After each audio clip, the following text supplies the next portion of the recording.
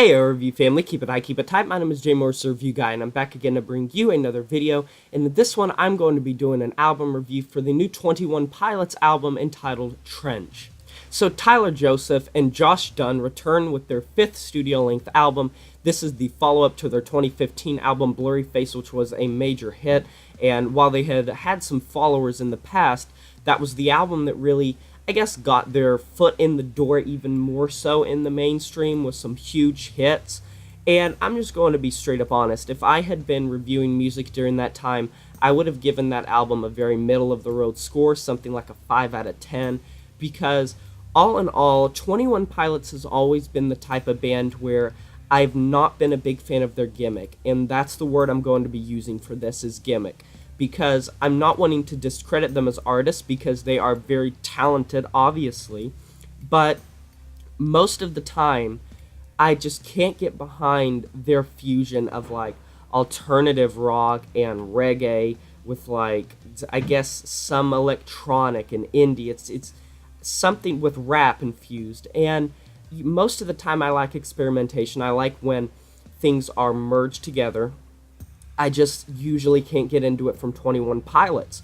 But on a good note, Trench is by far a superior album, in my opinion, comparatively speaking to Blurryface. And I enjoyed it a little bit more, but it doesn't come without its pitfalls. So right off the bat, I want to say that Tyler Joseph's vocals have improved on this album. He's always been a very good vocalist, and Josh Dun has always been a very good percussionist, but at the same time, Tyler Joseph's vocals come off a bit more genuine and a bit more heartfelt on this album. See, a lot of times, they can maybe come off as a bit stiff, a bit intentional, a bit over-exaggerated, but I think that he keeps his flow nice, he keeps his singing nice. There's some parts on this where I really enjoyed his singing, such as on a song like Chlorine. I really enjoyed his singing. That song is super long, it's like 5 minutes, 24 seconds. I did enjoy his singing on that track, and he does have a nice voice when he really applies himself to it, but a lot of times his flow can come off as this same old monotone kind of up and down staccato flow, and I just don't get it. I mean, I want to get it, I want to understand it, I want to enjoy it, but for track after track, he really changes up his style. He stays confined, he stays in his boundaries, and he never tries to overstep that. And that's not me trying to insult him, that's not me trying to say he's a bad singer. I'm saying he's a great rapper and he's a great singer, but he just doesn't apply himself enough to put it to the next level. I want to believe that he can make it even better and not just stay in one pitch. He very rarely goes out of his one pitch. He never goes super low, he never goes super high. He always stays right in his middle pitch tone, and he stays where I guess it's comfortable, and comfortable's good. But for an album that's 56 minutes, 14 tracks, I like to hear a bit more experimentation, more so than just hearing a band's pretty much signature style all the way through. But like something like a track Levitate, that track has a really trippy beat that I enjoyed a lot, a really nice flow. The beat was what really threw me off. It was different, it was fun, it was tasteful, and I really enjoyed Tyler's flow on this song. He felt like he was really giving it some more passion. But after I go through that song and as I'm going through the album, I realized that while the beat set that song apart, his rapping doesn't really change a whole lot on the album.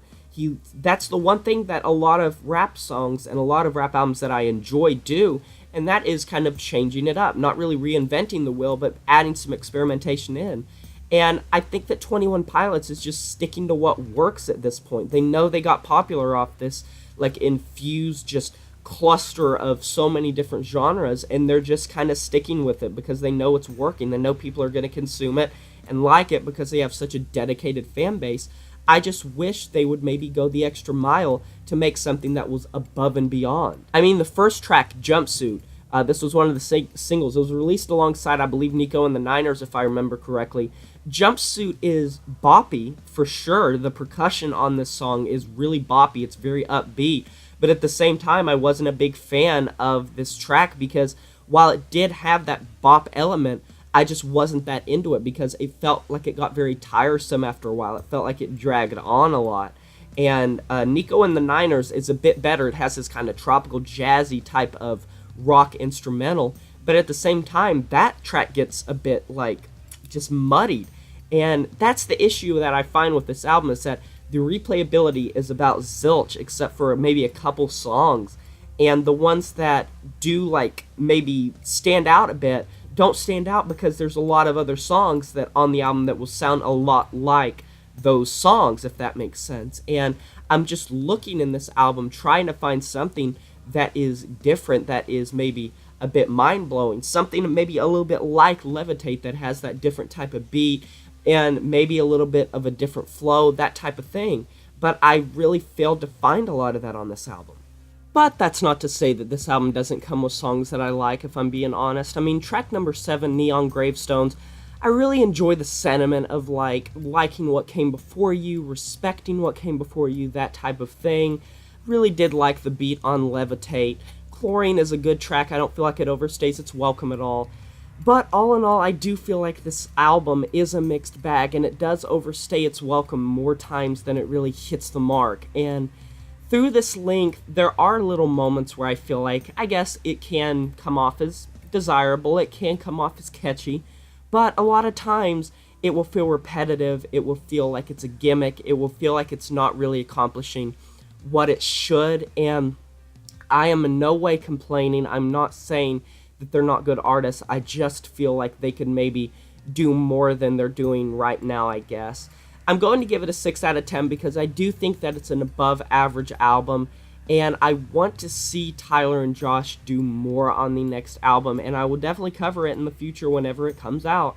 And I hope that they really just push the boundaries more and experiment more. But I want to know what you guys think. Do you think they should experiment more? Do you want to see them experiment more? Do you think that they're bland? Do you think that they're great? I love to hear differing opinions. I know that they have a very dedicated fan base. And before you dislike for my opinion, I'd love to hear your opinion and discuss, because like I said, I think they're good artists. I just don't think they live up to their full potential.